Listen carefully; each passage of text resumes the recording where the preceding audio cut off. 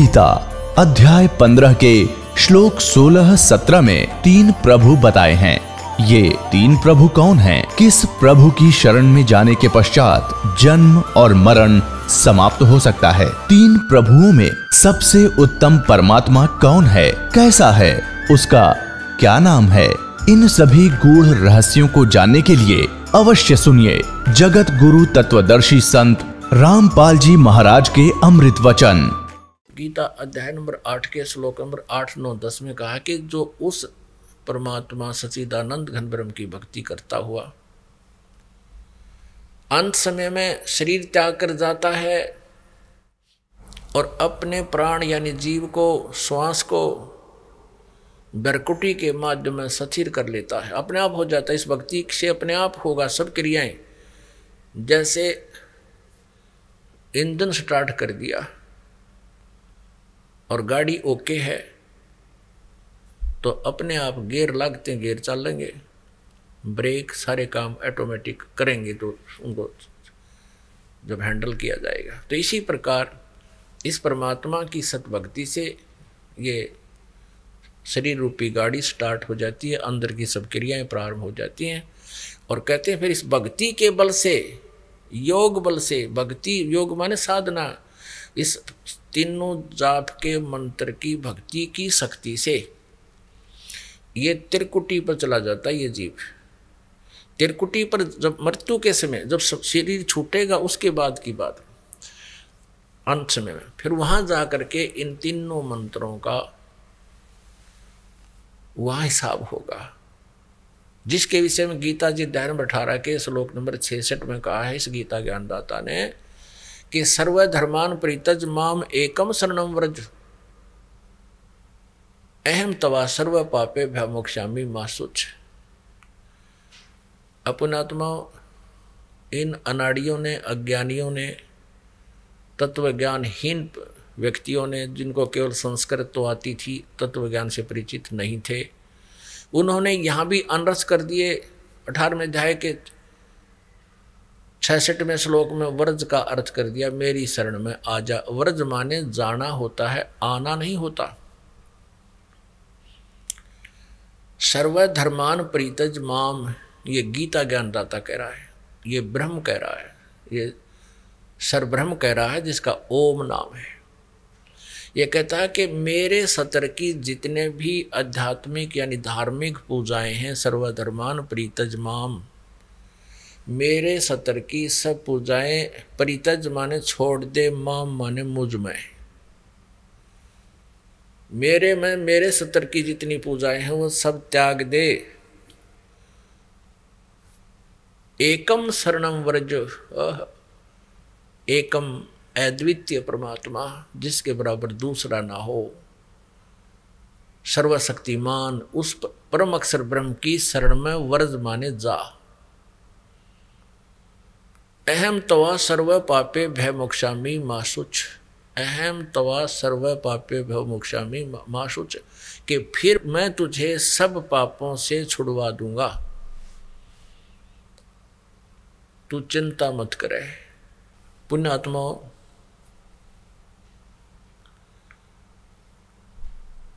अब जैसे ओम तत् सत, इस 3 मंत्र के जाप की कमाई से परमात्मा प्राप्ति होगी।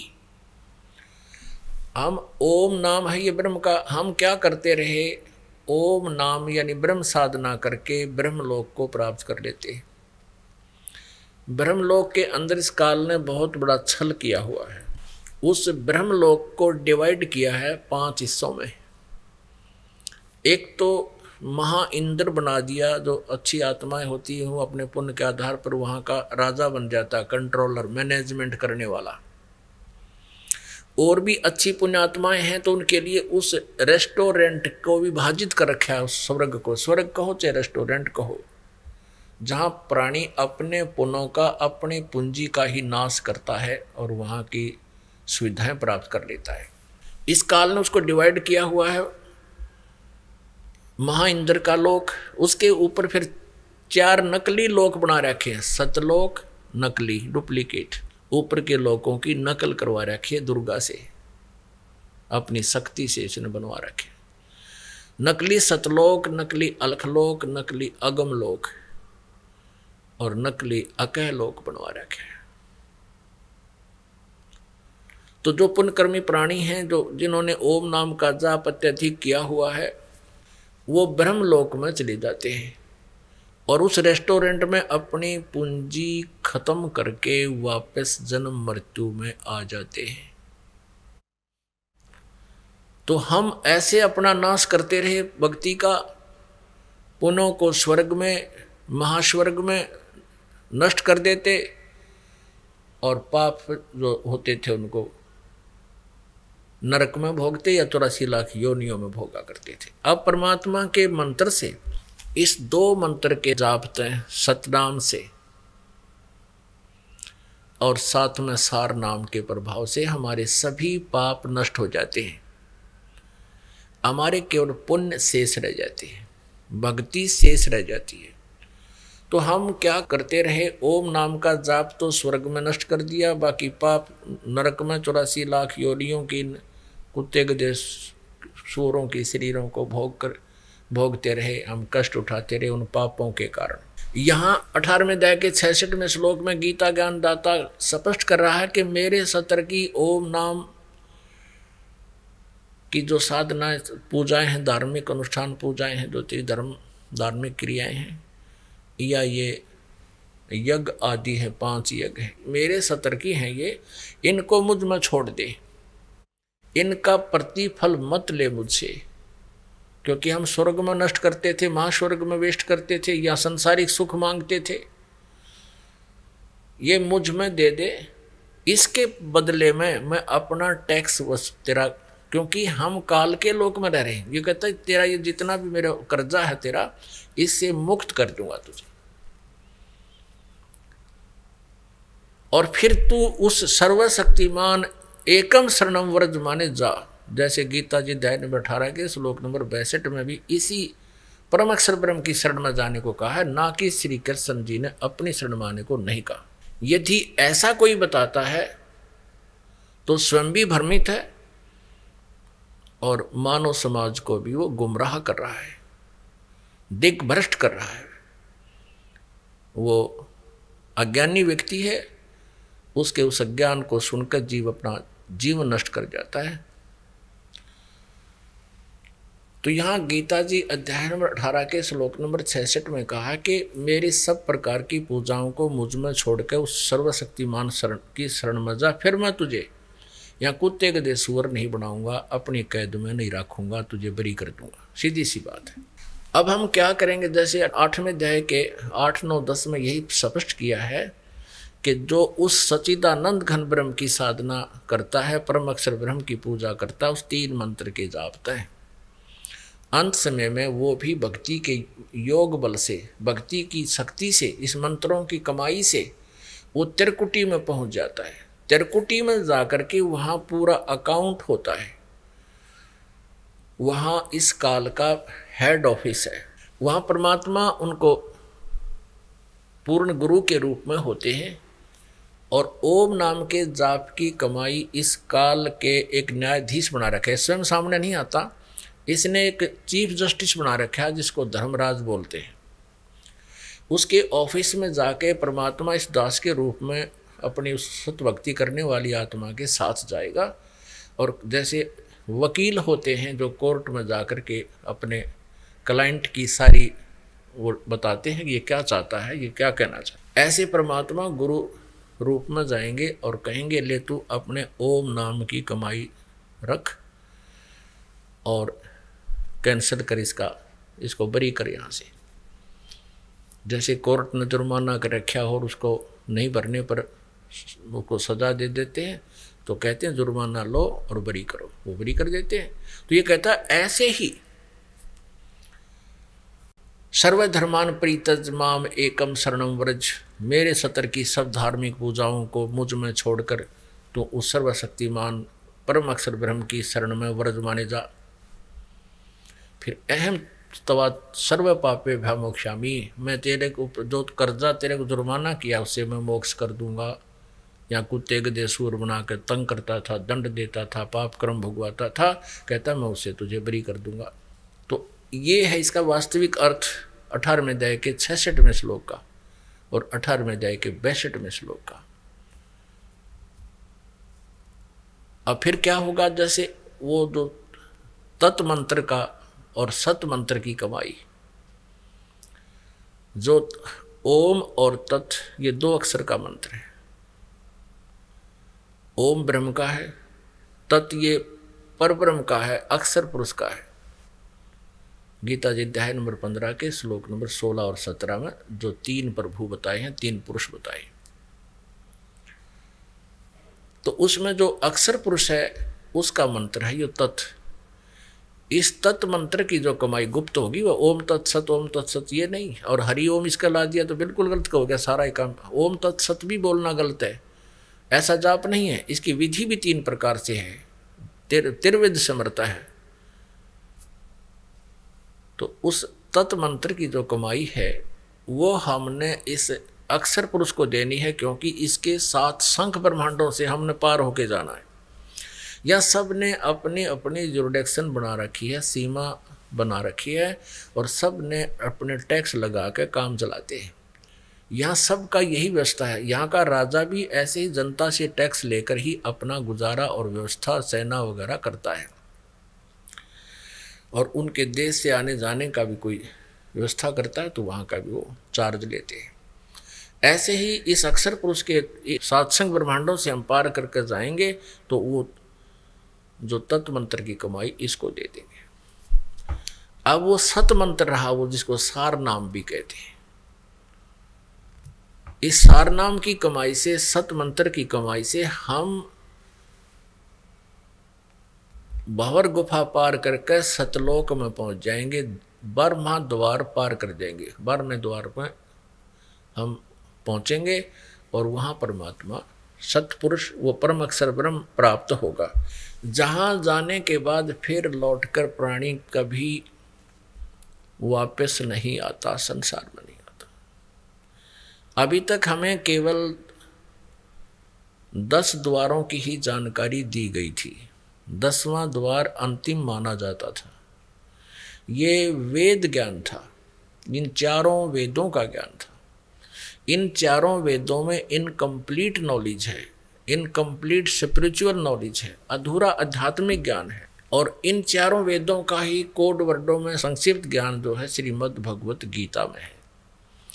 तो श्रीमद् भगवत गीता जी अध्याय नंबर 4 के श्लोक नंबर 34 में ऑप्शन छोड़ दिया है कि तू उस तत्व ज्ञान को तत्वदर्शी संतों से समझ और वही उस परमात्म तत्व की जानकारी देंगे। इससे भी सिद्ध है कि गीता ज्ञान इनकम्प्लीट है, लेकिन गलत नहीं कह सकते, अधूरा है।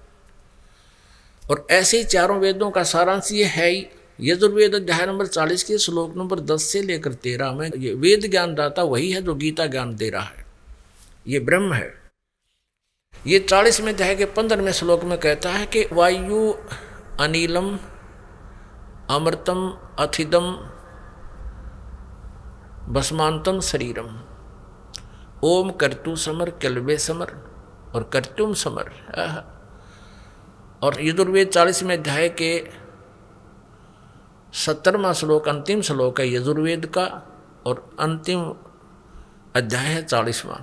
उसके लास्ट में निर्णय कर दिया है कि वो परम अक्षर ब्रह्म, वो जो उत्तम पुरुष, वो परमेश्वर तो गुप्त है, वो पूर्ण परमात्मा तो गुप्त है, प्रोक्ष है, और मैं ब्रह्म हूँ, मेरा ओम नाम है, और मैं ब्रह्मलोक में रहता हूँ, व्यापक हूँ।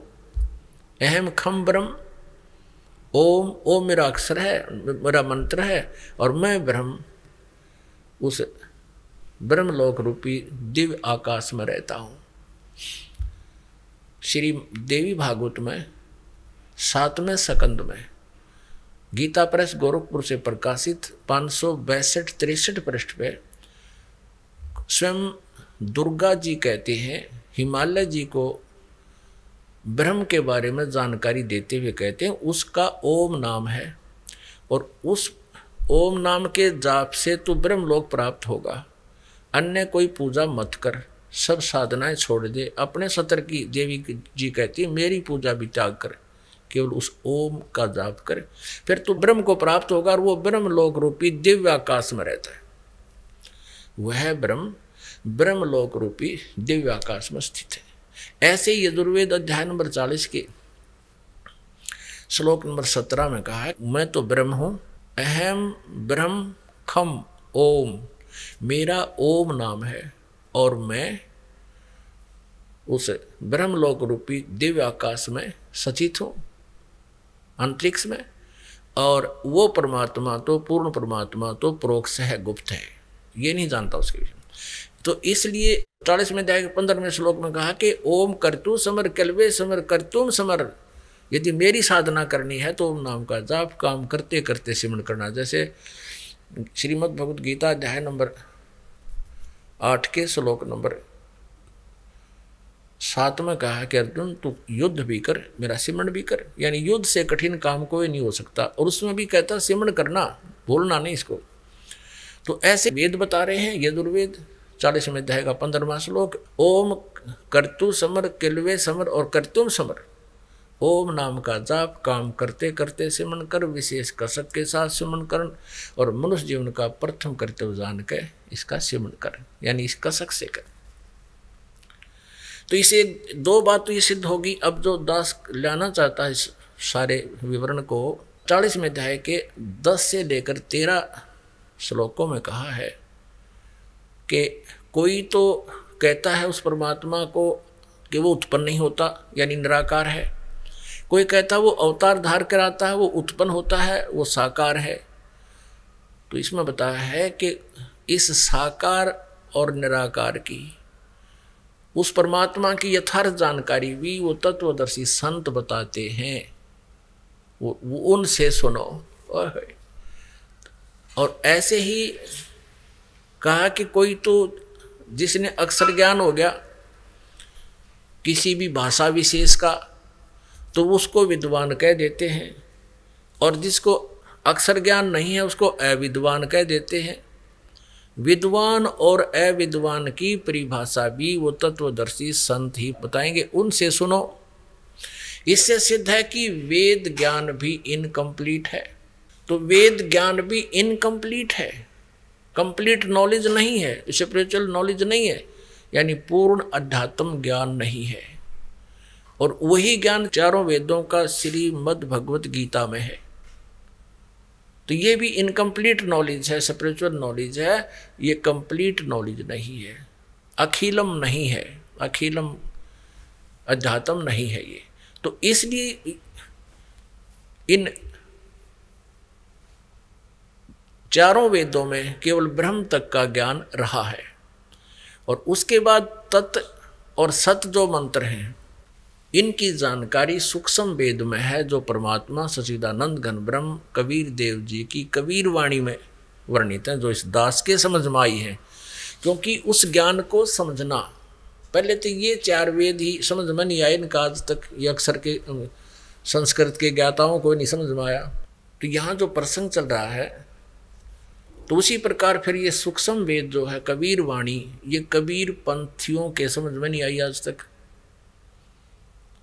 इस दास के ऊपर कृपा की परमेश्वर ने, और इसको उन्होंने कृपा करके इस दास को समझाया। नहीं तो उस परमात्मा के जब 4 वेद ना समझ में आ रहे जिसके, तो ये सच्चिदानंद घन ब्रह्म की वाणी किसके समझ में आवेगी। तो अब इस परमात्मा के जो सूक्ष्म वेद के अंदर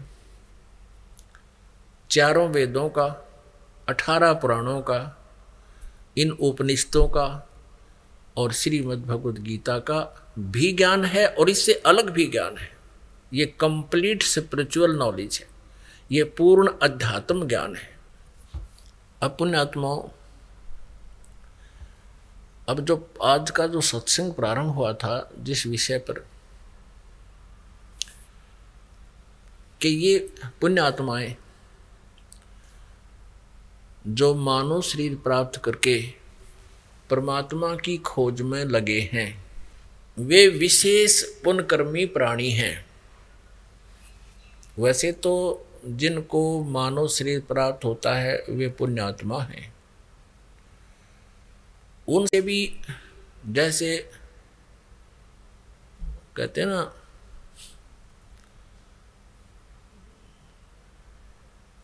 उनसे भी जो श्रेष्ठ हैं, उनसे भी जो अच्छी आत्मा है, विशेष अच्छी आत्माएं हैं, वो हैं जो परमात्मा पाने का प्रयत्न कर रहे हैं। मनुष्य शरीर पाक है और वो फिर जाते हैं, जैसे प्यासा घूमता है पानी की तलाश में, पानी की खोज में, जल की खोज में, और अंत में उसको जल न मिलने से वो प्यास से मर जाता है। ऐसे ही जो प्रभु के प्यासे प्राणी जल स्रोत जानकर, क्योंकि परमात्मा आता है वो संत रूप में आता है, ये पहले से भी आप जी सुनते आए हो। कहते हैं ना जाने किस भेख में भगवान मिल जावे, किस भेष में। मनुष्य शरीर में परमात्मा है और यहाँ भी वो एज इट इज अपने तेज पुंज के शरीर को हल्का करके, सरल करके एक यहाँ पर आता है, लीला करता है, अध्यात्म ज्ञान, तत्व ज्ञान को बोलता है, समझाता है।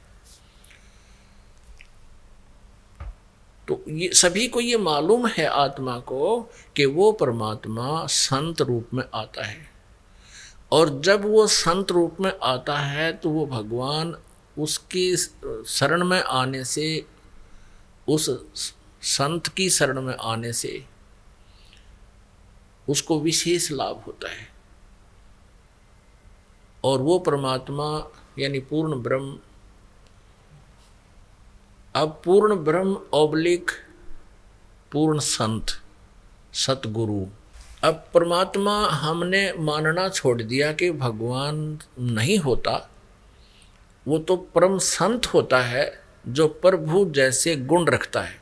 वो कैसे हमने ये अज्ञान ग्रहण किया? इन अज्ञानियों की अज्ञान सिद्धांत के आधार से। जैसे 11 उपनिषद हैं, इन 11 के 11 उपनिषद में सबके मत भिन्न भिन्न हैं, अनुभव अलग है, उनके ज्ञान, उनके जाप करने के मंत्र अलग हैं। तो सभी ने ये कहा कि परमात्मा तो निराकार है, और संत जो परम संत होते हैं वो अपनी साधना से उसकी शक्ति ग्रहण कर लेते हैं और फिर वो लाभ देते हैं। ये इन अज्ञानियों की सोच है। परमात्मा वाला लाभ परमात्मा ही दे सकता है। परमात्मा की भक्ति करके कोई भिखारी थोड़ी सी कोई भीख मांग भी लेता है तो वो कितनों को सुख दे सकता है उस भीख से, जो परमात्मा दे सकता है।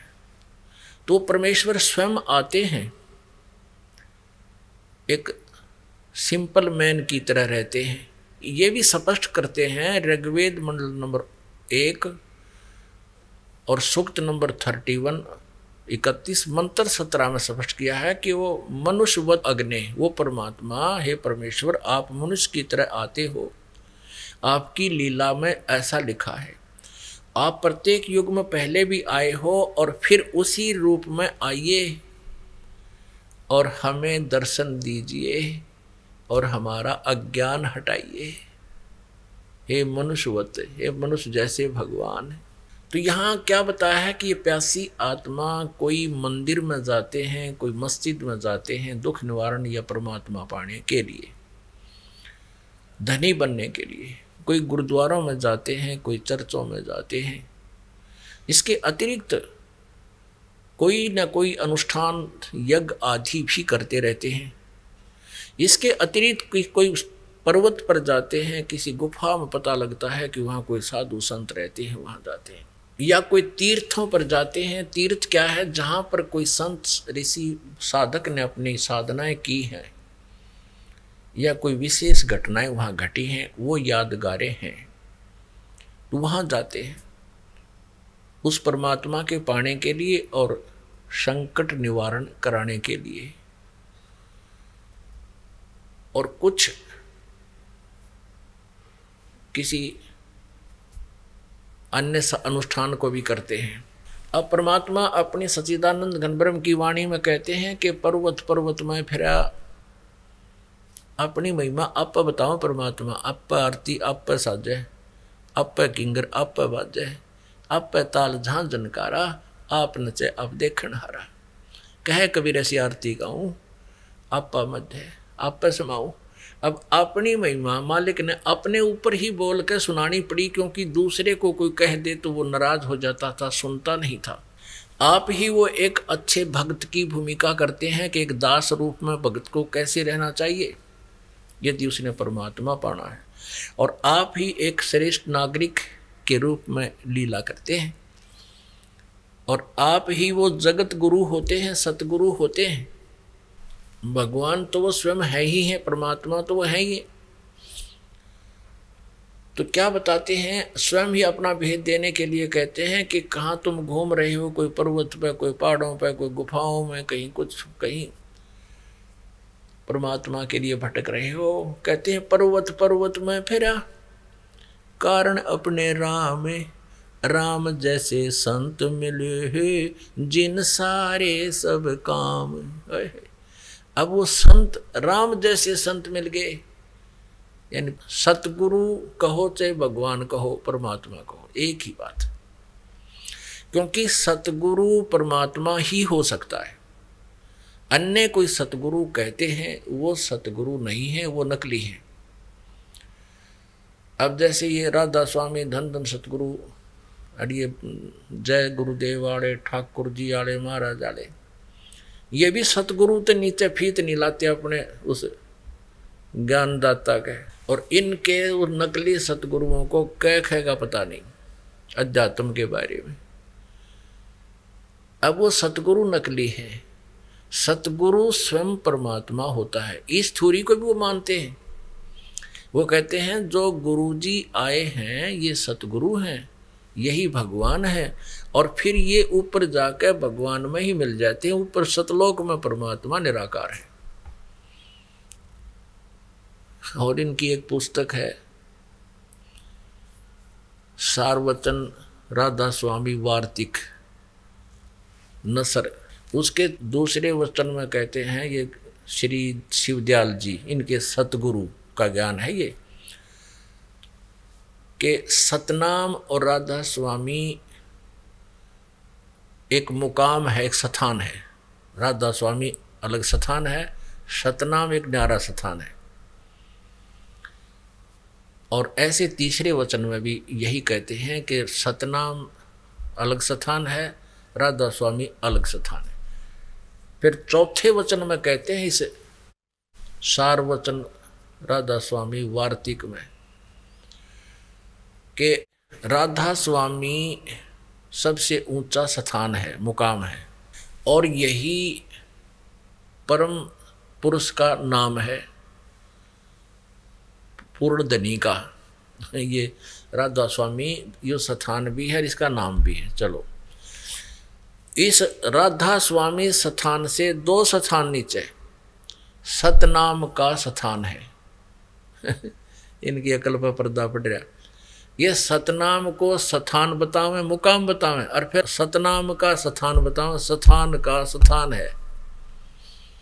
और फिर उस सतनाम को आगे डिफाइन किया है, इसी को सतनाम को, इसी को सतपुरुष भी इसी को कहते हैं, सतलोक भी सतनाम को कहते हैं, और सारनाम भी सतनाम को कहते हैं, सतपुरुष भी सतनाम को कहते हैं, सतलोक भी सतनाम को, और सार शब्द भी सतनाम को ही कहते हैं। ये हमारा शर कहते हैं ये। और ये हुआ सतगुरु को आवे, इन कह का बिना पता। जिसने जीवन में कभी कार देखी ना, पेट्रोल ना, सड़क देखा ना, ड्राइवर की जानकारी, और वो नकली आदमी की तो जंगल में 200 किलोमीटर दूर से रहते हैं, बकवाद करता हो सुनाया कि मैं गाड़ी में घूमता हूँ। कोई पूछा भी कार कैसी होती है, पेट्रोल कैसा होता है उस अज्ञानी से, और वो उनमें अपनी टोर बनाए बैठा हो, महिमा बना रहा है। वो कैसी उपमा कर सकता है जिसने कभी कार देखी ना, पेट्रोल देखा ना, ड्राइवर केवल सुन लिया कहीं किसी से। वो क्या कहता है कि पेट्रोल भी कार को कहते हैं, सड़क भी कार को कहते हैं, शहर भी कार को ही कहते हैं, और ड्राइवर भी कार को ही कहते हैं। तो ऐसी व्याख्या है इन राधा स्वामी धन धन सतगुरु सच्चा सौदा सिरसा वाले और राधा स्वामी व्यास और आगरा वाले और दिल्ली वाले और इस जय गुरुदेव वालों के परम धनी का, यानी शिवदयाल जी से निकले सारे पंथ, उसी के ज्ञान को आगे गाटा जोड़ रहे हैं, ये उसी का मुनादी डंडोरा पीटते हैं कि वो परम धनी के वचन हैं। और ये है उस परम धनी के वचन जिसने कह खेगा बिना पता। कहते हैं सतनाम को इसी को सतलोक कहते हैं, इसी को सतपुरुष कहते हैं, इसी को सारनाम, इसी को सतनाम, इसी को सार शब्द, और इसी को कहते सारा तरह गजब भैया। तो वो सतगुरु वो भी कहलाते हैं, लेकिन वो सतगुरु नहीं है। और ये इन्होंने परमात्मा कबीर जी की वाणी को पढ़ लिया, समझ में इनका आया को नहीं, काल प्रेरणा से इन्होंने न्यारा चमटा गाड़ लिया, अलग से व्यवस्था बना दी। राधा स्वामी पंथ ये काल का चला दिया पूर्ण रूप से। इसी की ब्रांच है धन धन सतगुरु सच्चा सौदा सिरसा में और जगमालवाड़ी में, और ये 600 मस्ताना गंगुआ में। ये एक कुएं का पानी है इनका सारा। और ठाकुर जी महाराज दिल्ली वाले, ये कृपाल जी वाला मिशन, जय गुरुदेव वाला मिशन, आगरा वाले, राधा स्वामी वाले, ये सारे ही भ्रमित हैं और श्री शिवदयाल जी के ये अनुयायी हैं। और श्री शिवदयाल जी के ये वचन हैं, सतनाम को ऐसे डिफाइन करता है, तो समझ लीजिए किसे सतगुरु थे। ये आपके लिए समझदार को कहते हैं संकेत ही बहुत होता है। तो यहाँ परमात्मा सतगुरु ही होता है। तो परमेश्वर कबीर जी आए थे, अब गरीबदास साहिब जी को मिले थे, उनकी लीला है परमात्मा कैसे मिलते। आदरणीय गरीबदास साहिब जी छुड़ानी वाले को मिले थे, गांव छुड़ानी जिला जज्जर हरियाणा में आदरणीय गरीबदास साहिब जी हुए। उनको परम अक्षर ब्रह्म पूर्ण ब्रह्म सतपुरुष कबीर जी आकर मिले थे, सतगुरु रूप में, जिंदा महात्मा के रूप में। उन्होंने कहा था कि सतगुरु पुरुष कबीर हैं ये चारों युग परवान, ये झूठे गुरुआ मर गए भाई हो गए भूत मसान। सतगुरु पुरुष कबीर हैं, वो कबीर परमेश्वर हैं। सतगुरु पुरुष, सतगुरु माने सच्चे ज्ञान से परिचित, पुरुष माने परमेश्वर, और कबीर जी हैं ये चारों युग परवान। इनके चारों युगों में इनका प्रमाण है कि ये सतगुरु हैं, ये स्वयं ये परमात्मा होते हैं। सतगुरु पुरुष, पुरुष माने प्रभु, ये सतगुरु परमेश्वर कबीर जी ही हैं, चारों युगों में प्रमाण है इनका। और ये झूठे गुरु अमर गए, ये शिवदयाल जी जैसे राधा स्वामी के प्रवर्तक, ये हो गए भूत मसान, ये शमशान घाट के भूत बन गए। और ये प्रमाण है इनके जीवन चरित्र में। श्री शिवदयाल जी महाराज इस परम धनी बोल रहे हैं, इसने इसके इन्हीं के जीवन चरित्र में लिखा है 72 पृष्ठ पर 78वां वचन है इनका कि बुक्की के शरीर में प्रवेश करके ये शिवदयाल जी भूत बनकर बुक्की के शरीर में प्रवेश करके हुक्का पीवे और रोटी खावे, वो पहले की तरह। और उस जीवन चरित्र का लेखक प्रताप सिंह जी, जो शिवदयाल जी के छोटे भाई थे, वो उसका लेखक, और वो कहता है कि मैंने भी बुक्की के जरिए से कई बार अरदास करके शिवदयाल जी से कई बार प्रश्न पूछे थे, वो भूत बोला उसके अंदर। ऐसे राय साहब जी ने भी कई बार उससे जो ना रजा प्राप्त करी थी उसकी। अब बुक्की में इंटरनेट लग गया, वो बताओ, उसमें बोल रहा था, भूत बन गया उसमें। तो ऐसे ये है वो नकली गुरु, जहाँ पर ये प्यासी आत्मा पुण्यात्मा चली गई, उनको पूर्ण गुरु मान के, और उन्होंने अपना जीवन भी नष्ट किया और साथ में करोड़ों श्रद्धालुओं को भी काल के जाल में डाल दिया। अब इसके विषय में सच्चिदानंद घन ब्रह्म की वाणी में लिखा है, गुरुआ गाम बिगाड़े संतो गुरुआ गाम बिगाड़े, ऐसे कर्म जीव कहला दिए अब झड़े ना जाड़े। इन गुरुओं ने, नकली गुरुओं ने गांव के गांव बिगाड़ दिए। देख जहाँ देखो जिस गांव में राधा स्वामी के कहते हैं 200 आदमी और धन धन सतगुरु वाले के 50 श्रद्धालु वो तरह के जो। और कोई दिल्ली वाले राधा स्वामी से, कोई जगमाल वाली धन धन सतगुरु से, गांव के गांव उजाड़ दिए इन्होंने, बिगाड़ दिए। और कहते हैं ऐसे कर्म में इनको लगा दिया, अब जड़े नहीं झाड़े। अब ये समझाए तो भी ना मानती बोली आत्मा, उनको परम धनी मान रहे। और स्वयं ज्ञान हमने था नहीं, अब हमें स्वयं ज्ञान ग्रहण करना होगा, फिर तुलना करनी होगी इस जीवन को सफल बनाने के लिए। नहीं तो फिर क्यों ड्रामा कर रहे हो भक्ति का, जीवन व्रत कर रहे हो। या तो समझो अच्छी तरह इस ज्ञान को, पैरेलल देखो दोनों तरफ से। ये दास क्या बता रहा, सदग्रंथ क्या बता रहे हैं, और आपके परम धनी क्या बता रहे हैं, सदग्रंथ क्या बता रहे हैं, इनसे तुलना करो। तो प्रसंग चल रहा है कि हम परमात्मा की खोज में भटक रहे हैं। क्यों ढूंढ रहे हैं भगवान को? परमात्मा के गुणों में लिखा है कि वो अपने साधक के संकट मोचन करता है। वो अंधे को आंख दे दे, निर्धन को धनवान बना देता है, और कर्म आने वाली प्रारब्ध की आपत्ति को, आपदाओं को, कर्म दंड को वो नाश कर सकता है। इसलिए हम भगवान की खोज में, तलाश में भटक रहे हैं। किसी पे कोई टेंशन है, टेंशन मुक्त होने के लिए, क्योंकि किसी कारण से टेंशन होता है, किसी कारण से उसको ये मानसिक परेशानी होती है।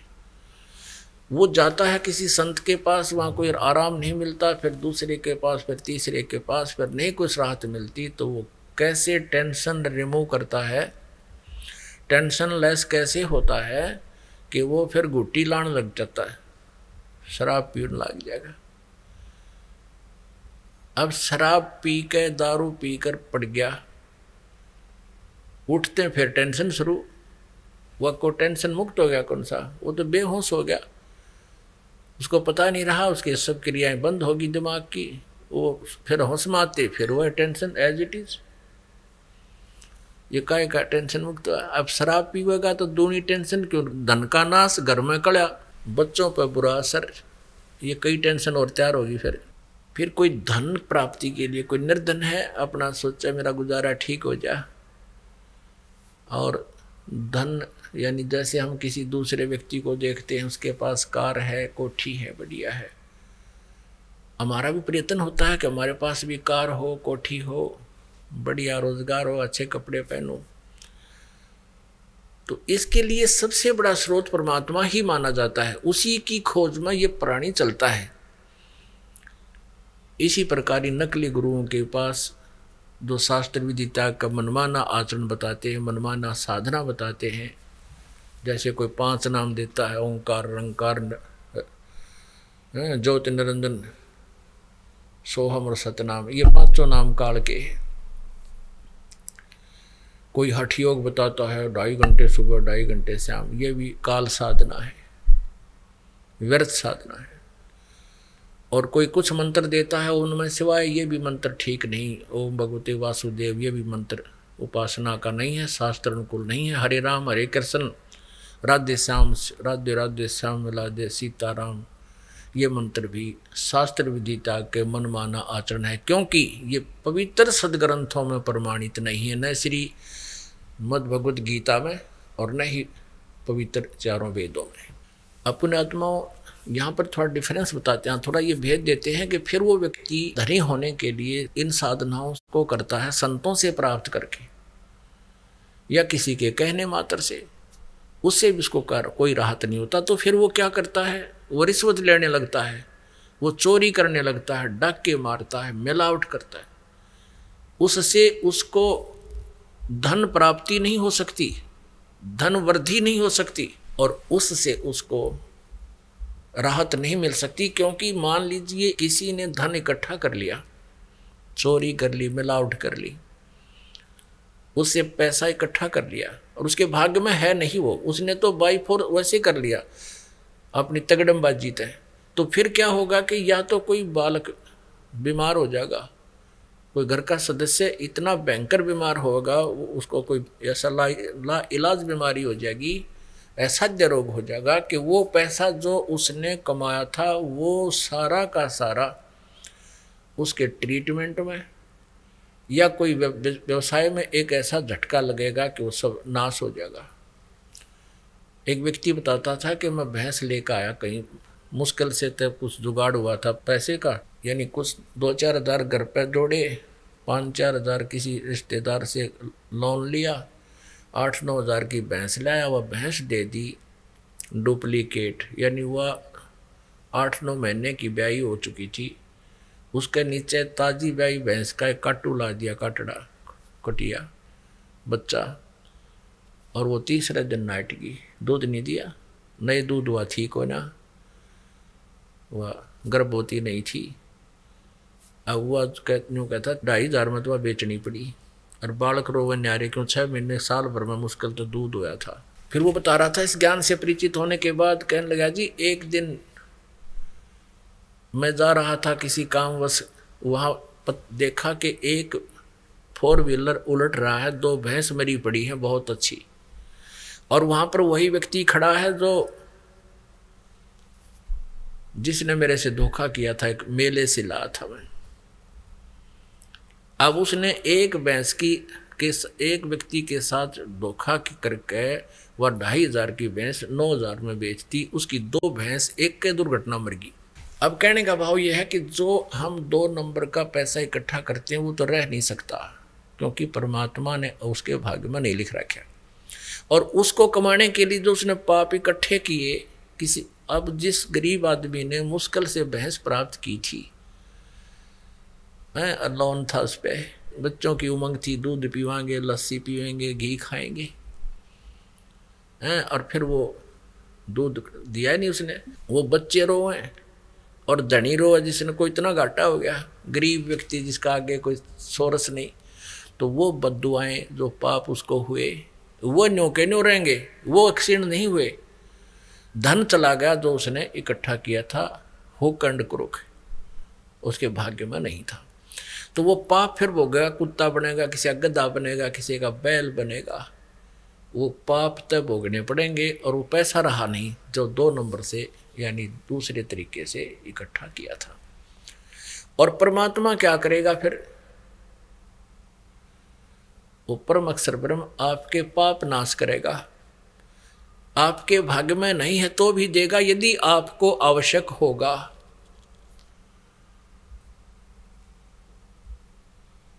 तो पुण्यात्मा, परमात्मा की शरण में आने से जीव को हर तरह का लाभ होता है, आपको धनी भी करेगा यदि आपकी आवश्यकता होगी। तो इतना धन भगवान आपको नहीं देना चाहेगा जिससे आपको भगवान की भूल पड़ जाए, क्योंकि हम इस झूठे सुख को सुख मानते हैं। किसी के पास एक कार होगी, कोठी होगी, बच्चे ठीक अपना सेट हो गए, कहीं उनका बिजनेस या कोई नौकरी लगी, तो हम इस सुख को सुख मान लेते हैं, ये झूठा सुख है। और उसके बाद फिर क्या होते हैं, भगवान भूल जाते हैं, बिल्कुल रुचि नहीं रहती परमात्मा। तो परमेश्वर वो परम अक्षर ब्रह्म कबीर देव जी अपनी महिमा आप ही बताते हैं। कबीर सुख के माथे सिला पड़ो, जो नाम हृदय से जावे, और बलिहारी उस दुख के जो पल पल नाम रटावे। परमात्मा कबीर देव जी कहते हैं कि तुम मेरे से ऐसे मांगना, ये अर्ज करना कि हे भगवान इसे सुख का आग लगे जो भगवान ते दूर करे, और ऐसा दुख भी दाता देते रहना जिसे तेरी याद बनी रहे। ये डिमांड करना, जब कुछ मांगना आवे तो भगवान ते तुमने यही मांगना। फिर दूसरा क्या मांगना, साईं इतना दीजियो जा मैं कुटुंब समावे, हम भी भूखे ना रहें अतिथि न भूखो जावे। कि हे परमात्मा इतना तो अवश्य दे दिए जिसमें इस दास का परिवार समावे। समाव माने रिक्वायरमेंट ऑफ द फैमिली, अपने दास के परिवार की जो आवश्यकताएं हैं केवल उतना ही दीजिए, और हम भी भूखे ना रहें और कोई अतिथि आ जावे, अतिथि ना भूखा जावे, इससे आगे कोई मांगता है तो वो अध्यात्म ज्ञान से परिचित नहीं है, वही व्यक्ति मांग सकता है। ये माया इसकी शत्रु है और परमात्मा अपने बच्चे को उसके शत्रु से दूर रखेगा। कहते हैं सर्व सोने की लंका थी वो रावण से रणधीरम, एक पलक में राज बिराजी जम के पड़े जंजीरम। अपनात्माओं, हमने परमात्मा से केवल इतनी ही डिमांड करनी चाहिए कि हे परमात्मा इतना देना कि हम भी भूखे ना रहें और हमारे द्वार पर कोई आ जावे अतिथि। अतिथि माने जो अचानक आ जाए, जिसके कोई आने का पूर्व निर्धारित समय ना हो, मेहमान, तो वो भी भूखा ना जावे। अब परमात्मा ने एक लीला करके दिखाई कि यदि तुम सच्चे भाव से मेरे पर आश्रित रहोगे और इस ज्ञान के आधार से तुम लगे रहोगे तो तुम्हारी मदद ऐसे होगी। वो लीला करके दिखाई थी। कबीर परमेश्वर जी इन नकली गुरुओं की और इन नकली मंडलेश्वरों की, नकली गुरु ब्राह्मणों की और नकली काजी और मुल्लाओं की, नकली माने जिनको अध्यात्म ज्ञान नहीं है, उनके अज्ञान का पर्दाफाश किया करते थे कि ये तुम्हें गुमराह कर रहे हैं, ये नाम जाप के नहीं है, ब्रह्मा विष्णु महेश या अजरो अमर नहीं है, और ब्रह्म तक की साधना से भी तुम ब्रह्म लोक में जाओगे फिर वापस आओगे, तुम्हारा जन्म मृत्यु समाप्त नहीं होगा। और ऐसे मुल्ला और काजियों से कहा करते थे कि तुम साधना जो बता रहे हो अपने अनुयायियों को, ये हजरत मोहम्मद जी का आदेश नहीं है, उनकी दीक्षा शिक्षा नहीं है।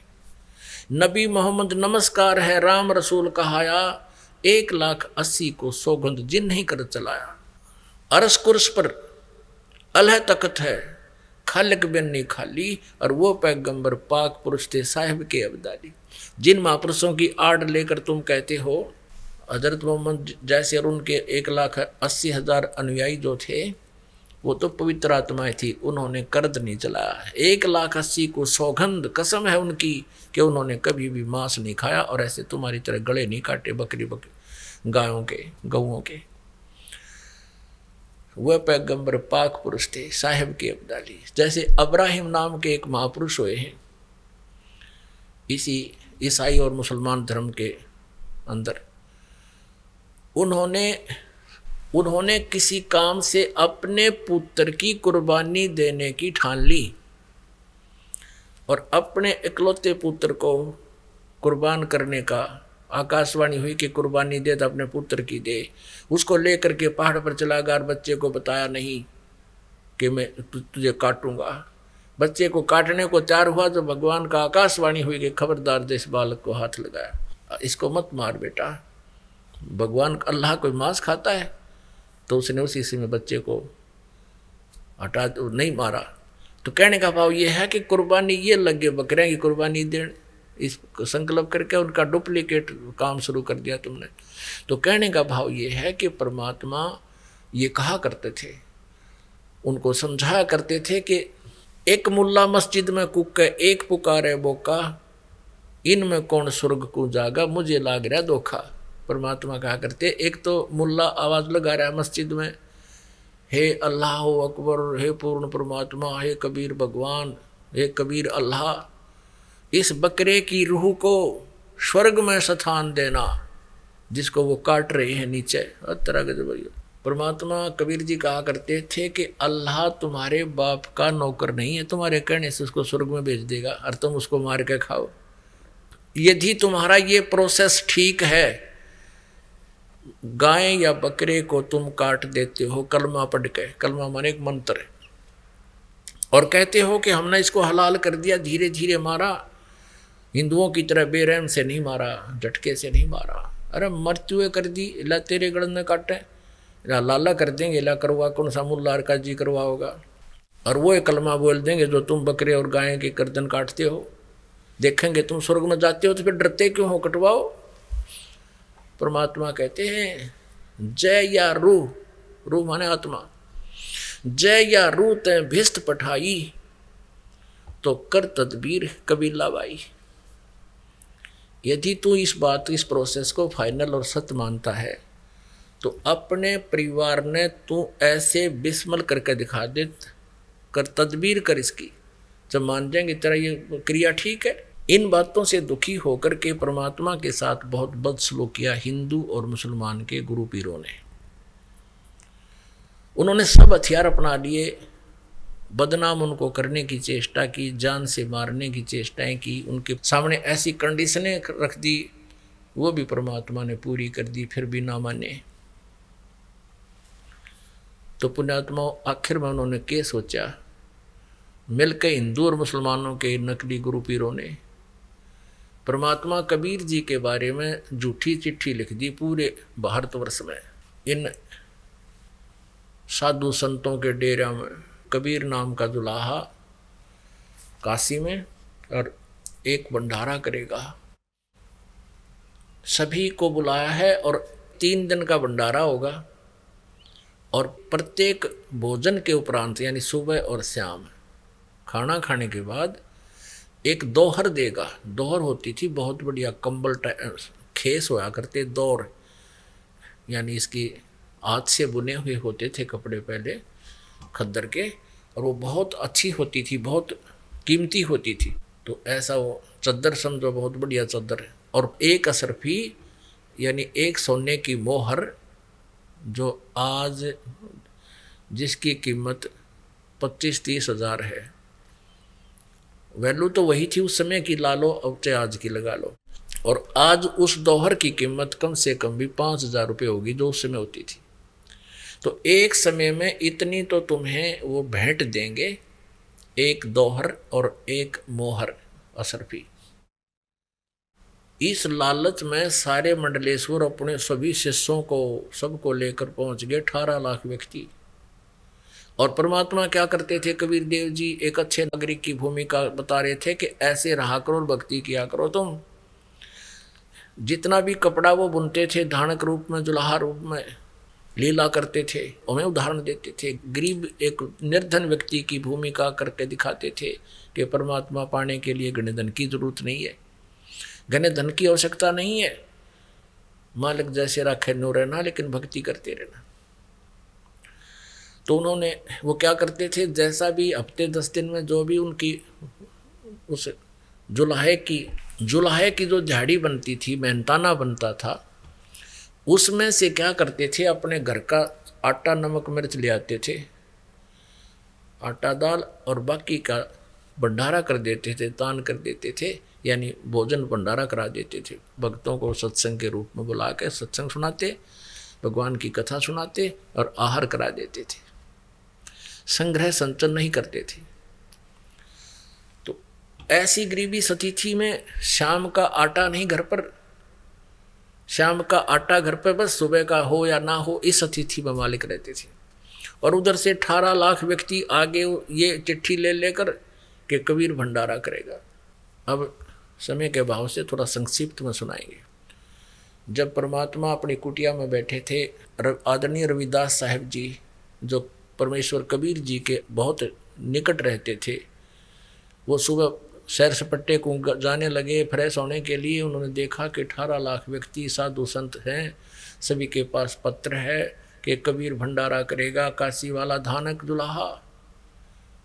तुरंत रविदास जी कबीर जी के पास पहुंचे अपने घर से, रास्ते में उनको देख करके, और कहा, प्रभु आज तो हे भगवान, आज तो अपना काशी छूटेगी, ये काशी शहर छोड़ना पड़ेगा अपने को। ऐसे ऐसे सारी कहानी बताई। तब कबीर साहब ने कहा, रविदास जी बैठ जाओ यहाँ पर, आओ भगवान की भक्ति करेंगे।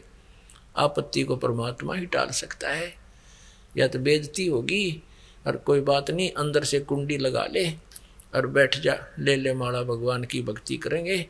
और आपत्ति को वही दूर कर सकता है। आपत्ति के समय में भगवान को ही याद किया जाता है। अंदर से कुंडी ला ली, रविदास जी बैठ गए, भगवान बैठे थे ही, पता था वो तो जान थे। उधर से परमात्मा अन्य रूप धारण करके पहुंचे सतलोक में, और एक रूप में वहां बैठे हैं।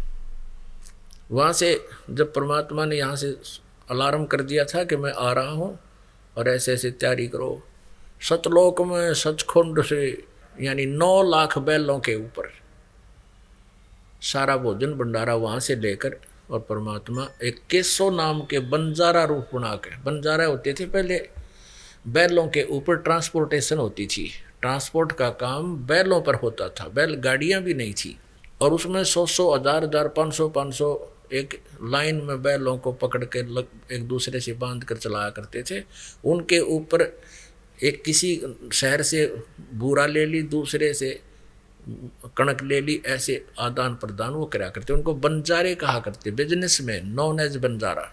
एक केसो नाम के बंजारे यानी सेठ का रूप बना के और 9 लाख बैलों के ऊपर सारी सामग्री भर के, और उसके साथ सतलोक से ही वो पुण्यात्मा आई, क्योंकि वहाँ साकार सृष्टि है, मनुष्य सदृश शरीर है वहाँ सबका, और उसके साथ अन्य बंजारे भी यानी सेवादार भी आए सतलोक थे। और काशी के चौपड़ का बाजार था, बहुत खुला लंबा चौड़ा, उसमें तंबू ला दिए और टेंटों में सामग्री अनलोड कर दी, बैलों पर तय सेवादार खाना खिलाने लगे और जय जयकार होगी।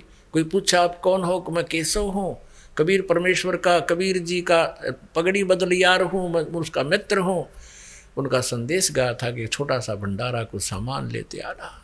और वो लोग सुन रहे तरह गजब, इसलिए छोटा भंडारा कहते 18 लाख आदमी एक बार आहार कर रहे हैं और कहीं बना नहीं रहे, कहीं पर कोई कढ़ाई नहीं चढ़ रही, कोई चूल्हा नहीं, कोई चौका नहीं। सिकंदर लोधी दिल्ली का बादशाह भी काशी पहुंच गया जब उसको भी पत्र लिख दिया, क्योंकि वो कबीर जी को बहुत आदर सत्कार करता था, क्योंकि सिकंदर लोधी को एक भयंकर रोग था, वो परमात्मा कबीर जी के आशीर्वाद से वो ठीक हो गया था। और एक शेख तकी नाम का एक सिकंदर लोधी का धार्मिक गुरु पीर था मुसलमान, वो कबीर जी से बहुत ईर्षा करता था, क्योंकि सिकंदर लोधी दिल्ली के बादशाह कबीर जी को ज़्यादा आदर देते थे। उसने ये सोच लिया था कि अब तेरी छुट्टी होगी, और कबीर जी को ये ज़्यादा महत्व देता। फकीर और वजीर ये एक दूसरे ने देख कर राजी नहीं हुआ करते, उनकी टांग कहीं ना कहीं उनकी जो है ना निंदा करते ही रहते हैं, उसकी ईर्षा बहुत रखते हैं एक दूसरे से। तो इस कारण से वो शेख तकी ने भी सिकंदर लोधी को भी चिट्ठी लिख दी थी, वो भी इस षड्यंत्र में साथ था। शेख तकी वो साथ आया सिकंदर लोधी को लेकर। चिट्ठी प्राप्त होने पर अकाज पता लग जाएगा सिकंदर लोधी ने कबीर जी को, यो भगवान बताओ, अल्लाह बताता है, अल्लाह का पैगंबर बताता है, आज पता लग जाएगा, क्यों भाग गया होगा, वह मिलेगा ही नहीं। जब सिकंदर लोधी आए उस बाजार में, देखा वहाँ जय जयकार हो रही, भोजन पाओ जय जयकार करे, वैसा भोजन कभी नहीं खाया, ऐसा भंडारा हो, ये भगवान ऐसा स्वादिष्ट भोजन, और सब कहें जय हो कबीर जी की। वह कबीर की बड़ी दया कर, उसने बड़ा भोजन करवाया, और साथ में वो बंजारे एक मोहर दें और एक दोहर दें, विदाई इस केस में भोजन खाते ही वो नारे गुण गाते जा।